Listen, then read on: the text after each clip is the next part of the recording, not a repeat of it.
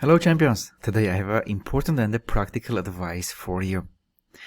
Recently, one of my students showed me a game where he played e4, c5, knight c3, he's a Chessmood student, and black played e5.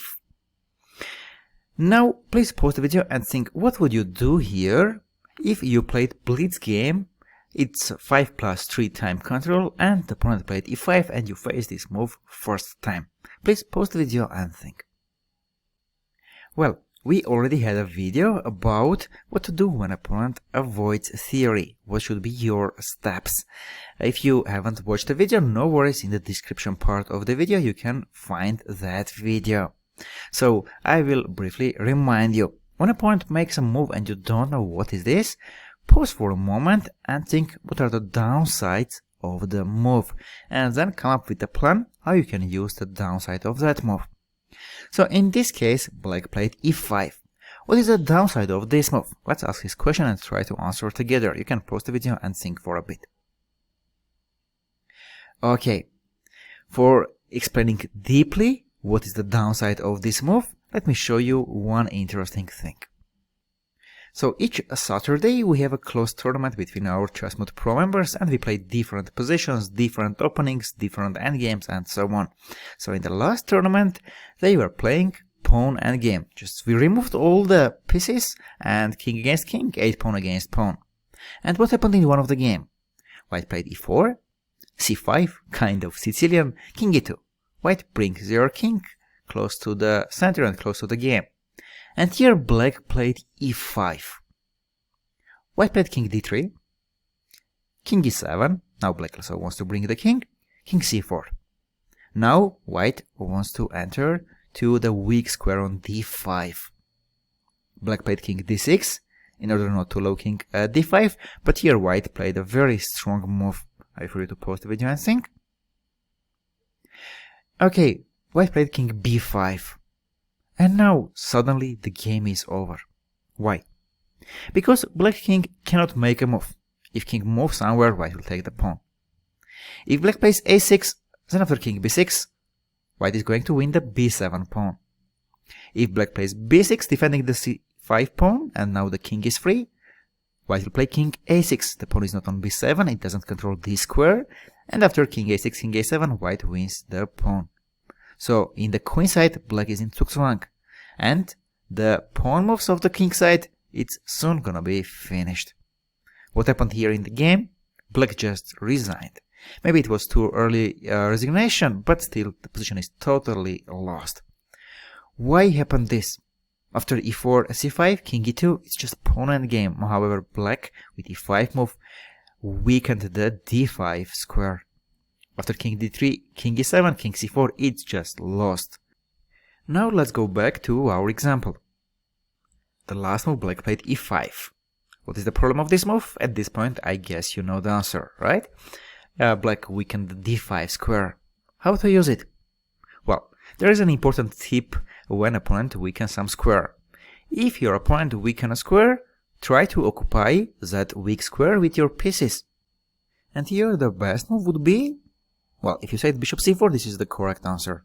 You develop your bishop to active position, and together with the knight on c3, you control the d5 square. Also, opponent pawn is already on e5, and your bishop on c4 is doing a great job. Black can never play e6 and limit your bishop. Instead of playing bishop c4, my student played here d3. Now at this point, you know that this was not the best move, because now we limit our bishop. And bishop c4 would be better. But there is one more very important tip in such cases. The move d3 my student did in just 6 seconds. And here we go to the next important tip.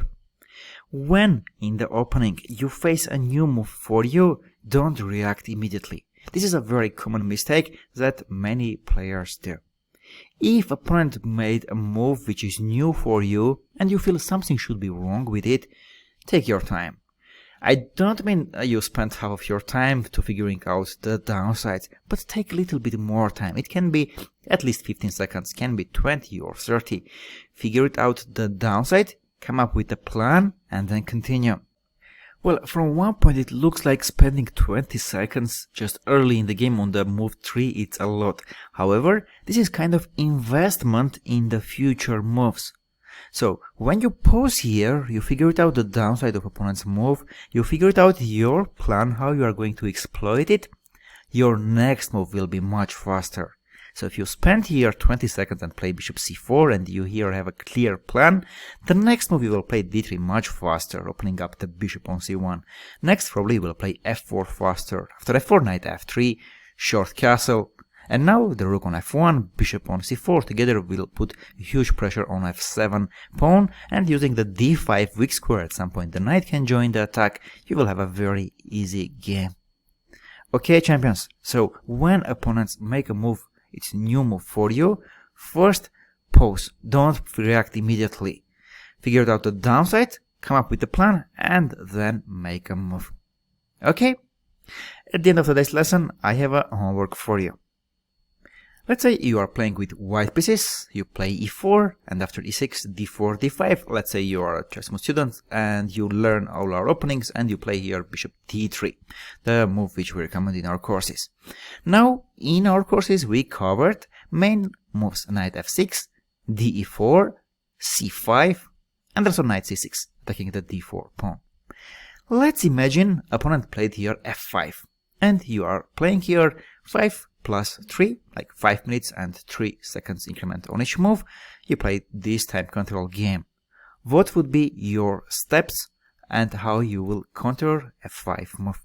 You can post your answers and not just moves but also the steps which would be behind your move, like what will be your thinking process, on the comment section of this video. I hope you will use this tip a lot in your game and you will have much better results. You will see it very soon. See you very soon during the next daily lessons with Grandmasters.